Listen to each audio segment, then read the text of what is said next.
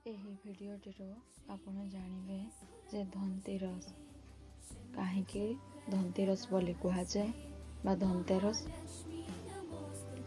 ଧନତେରସରେ କେଉଁ କେଉଁ ଦ୍ରବ୍ୟ କିଣିଲେ ଶୁଭଦାୟକ ହେଇଯାଏ ଆଉ କେଉଁ କେଉଁ ଦ୍ରବ୍ୟ କିଣିଲେ ବା କ୍ରୟ କରିବା ଦ୍ୱାରା ଅଶୁଭ ହୋଇଥାଏ। ତ ଧନତେରସ ରହିଛି, ଏହାର ପ୍ରଭାବ ମଧ୍ୟ ରହିଛି। ଜ୍ୟୋତିଷ ଶାସ୍ତ୍ର ମତରେ ଏବଂ ପୌରାଣିକ ମତରେ ଏହାର ସ୍ୱତନ୍ତ୍ର ପରିଭାଷା ରହିଛି।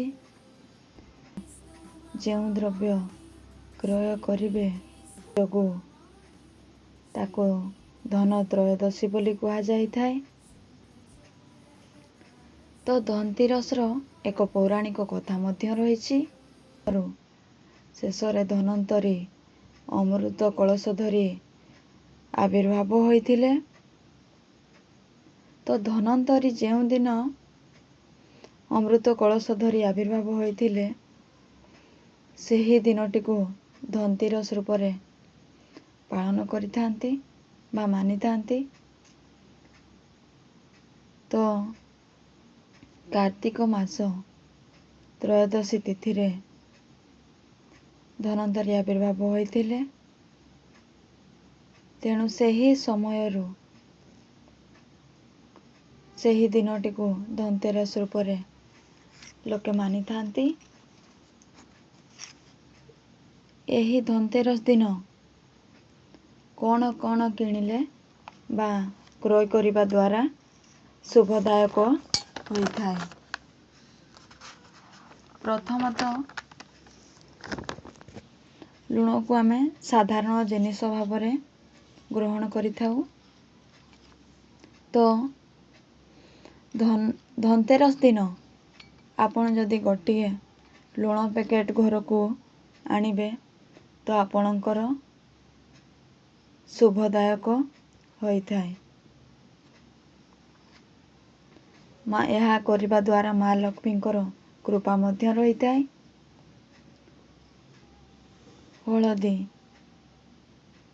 ହଳଦୀକୁ ବହୁତ ଶୁଭ ବୋଲି ମାନା ଯାଇଥାଏ।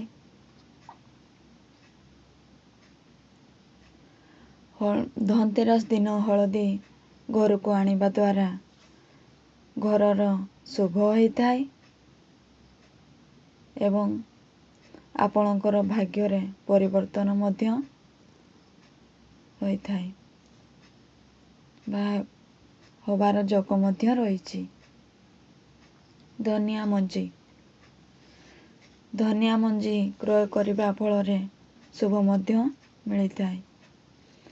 ଧନିଆ ମଞ୍ଜିକୁ ଧନତେରସ ଦିନ କ୍ରୟ କରି ଯଦି ଆପଣ ଦୀପାବଳି ଦିନ ରୋପଣ କଲେ ତ ଆପଣଙ୍କର କେବେ ଧନ ହାନି ହୋଇନଥାଏ। ଗୋମତୀ ଚକ୍ର, ଏହି ଗୋମତୀ ଚକ୍ର ଧନତେରସ ଦିନ କ୍ରୟ କଲେ ଗୃହରେ ଧନଧାନ୍ୟରେ ପରିପୂର୍ଣ୍ଣ ହୋଇଥାଏ। ଶ୍ରୀଯନ୍ତ୍ର ଏବଂ କୁବେର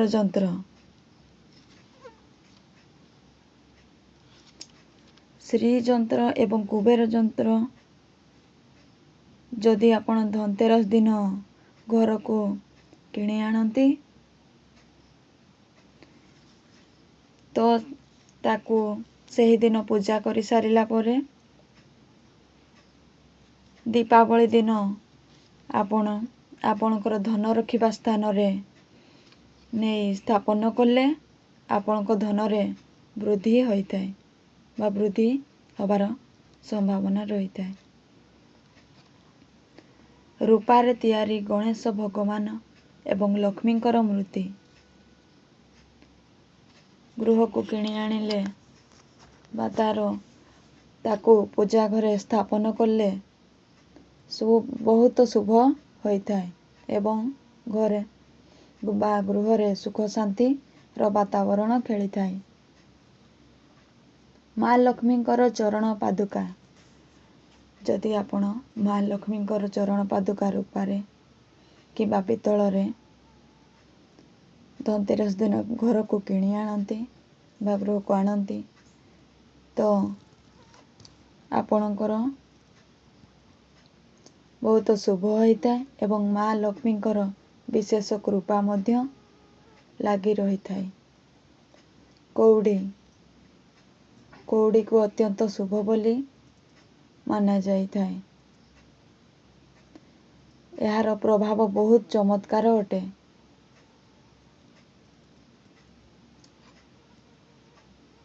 ଏକ ଆଖି ଥିବା ନଡ଼ିଆ। ଗୋଟେ ନଡ଼ିଆରେ ଦେଖିଥିବେ ଆପଣ ଏକ ଆଖି ସଦୃଶ ନଡ଼ିଆ, ତ ତାହା ମଧ୍ୟ ଶୁଭ ହୋଇଥାଏ। ଚାନ୍ଦି ବା ରୂପା, ଚାନ୍ଦିକୁ ମଧ୍ୟ ଶୁଭ ବୋଲି ମାନାଯାଇଥାଏ। କଇଁଚର ମୁଦି ଚାନ୍ଦିରେ କିମ୍ବା ରୂପାରେ ତିଆରି ହୋଇଥିବ, କିମ୍ବା ପିତ୍ତଳର ମୁଦି ହେଲେ ମଧ୍ୟ ହେବ। ତାକୁ ଆପଣ ଅନାମିକା ଆଙ୍ଗୁଠିରେ ପିନ୍ଧିଲେ ଅତ୍ୟନ୍ତ ଶୁଭଦାୟକ ହୋଇଥାଏ।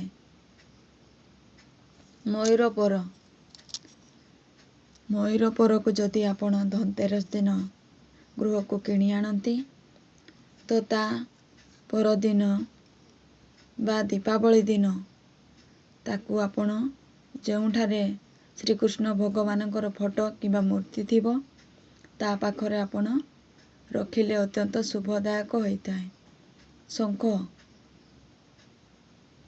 ଶଙ୍ଖର ଧ୍ୱନିକୁ ଅତ୍ୟନ୍ତ ଶୁଭ ବୋଲି ମାନାଯାଇଥାଏ, ତ ଶଙ୍ଖ ଆଣିଲେ ମଧ୍ୟ ଶୁଭ ହୋଇଥାଏ। ଦୌଡ଼ୁଥିବା 7ଟି ଘୋଡ଼ାର ଫଟୋ, ଏହା ଅତ୍ୟନ୍ତ ଶୁଭ ହୋଇଥାଏ। ଏହା ଧନତେରସ ଦିନ ଗୃହକୁ ଆଣିବା ଦ୍ୱାରା ମା ଲକ୍ଷ୍ମୀଙ୍କର ଅଶେଷ କୃପା ଆପଣଙ୍କ ସହିତ ଲାଗି ରହିଥାଏ। ଝାଡ଼ୁ। ଝାଡ଼ୁର ମହତ୍ତ୍ୱପୂର୍ଣ୍ଣତାକୁ ମାନାଯାଇଥାଏ। ଏହା ଗୃହକୁ ଆଣିବା ଦ୍ୱାରା ମା ଲକ୍ଷ୍ମୀଙ୍କର ଅଶେଷ କୃପା ମଧ୍ୟ ରହିଥାଏ। ଏଥିମଧ୍ୟରୁ ଆପଣ କୌଣସିଟି ଜିନିଷ ଆଣି ଘରେ ଧନତେରସ ଦିନ ରଖନ୍ତୁ, ତ ଆପଣଙ୍କର ଗୃହରେ ଧନଧାନ୍ୟରେ ପରିପୂର୍ଣ୍ଣ ହୋଇଥାଏ। ଏହା କଲେ ମା ଲକ୍ଷ୍ମୀଙ୍କର ଅଶେଷ କୃପା ମଧ୍ୟ ରହିଥାଏ। କାଚ। ଏବେ ଚାଲନ୍ତୁ ଆମେ ଜାଣିବା କେଉଁ କେଉଁ ଦ୍ରବ୍ୟ ଧନତେରସ ଦିନ ଗୃହକୁ ଆଣିବା ଦ୍ୱାରା ଆପଣଙ୍କ ଗୃହରେ ଅଶୁଭ ହୋଇଥାଏ। ଔଷଧ। ଯଦି ଆପଣଙ୍କର ନିତ୍ୟାନ୍ତ ବା ନିହାତି ଆବଶ୍ୟକ ହୁଏ, ତ ଗୃହକୁ ଔଷଧ ଆଣିବେ। ନହେଲେ ଧନତେରସ ପୂର୍ବରୁ ଆଣିବା ପାଇଁ ଚେଷ୍ଟା କରିବେ। କାହିଁକି ନା ଧନତେରସ ଦିନ ଆପଣ ଯାହା ବି ଜିନିଷ ଆଣିବେ, ତ ତାର 13 ଗୁଣ ହେବାର ଯୋଗ ରହିଥାଏ। ତେଣୁ ଔଷଧ ଯଦି ଆପଣଙ୍କର ନିହାତି ଆବଶ୍ୟକ, ତ ଆପଣ ପୂର୍ବରୁ ହିଁ ଆଣିବା ପାଇଁ ଚେଷ୍ଟା କରନ୍ତୁ। ଯଦି ନିହାତି ଆବଶ୍ୟକ ଥାଏ, ତ ସେହିଦିନ ଆଣନ୍ତୁ। ଆଲୁମିନିୟମ। ଏହି ଧାତୁର ଅଧିପତି ହେଉଛନ୍ତି ରାହୁ। ତେଣୁ ଆଲୁମିନିୟମର କୌଣସି ଦ୍ରବ୍ୟ ଧନତେରସ ଦିନ ଗୃହକୁ ଆଣନ୍ତୁ ନାହିଁ। ନୂଆ ଯାନବାହନ। ଯଦି ଆପଣ ନୂଆ ଯାନବାହନ ନେଉଛନ୍ତି, ତ ରାହୁ ଓ କେତୁଙ୍କର ସ୍ଥାନ ବା ସ୍ଥିତିକୁ ଦେଖି ନିଅନ୍ତୁ। କଳା ରଙ୍ଗ। କଳା ରଙ୍ଗ ଅଶୁଭ ହୋଇଥାଏ। ତେଣୁ ଧନତେରସ ଦିନ କଳା ରଙ୍ଗର କୌଣସି ପୋଷାକ କିମ୍ବା ବସ୍ତ୍ର ଗୃହକୁ ଆଣନ୍ତୁ ନାହିଁ।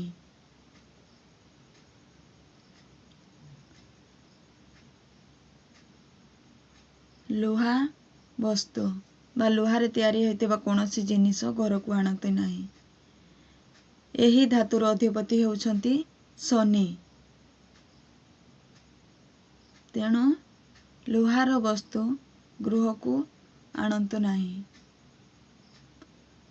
ଧାରୁଆ ଜିନିଷ, କୌଣସି ବି ଧାରୁଆ ଜିନିଷ ଧନତେରସ ଦିନ ଆପଣ ଗୃହକୁ ଆଣନ୍ତୁ ନାହିଁ, ଯାହାଫଳରେ ଆପଣଙ୍କ ଗୃହର ଅଶୁଭ ହୋଇଥାଏ।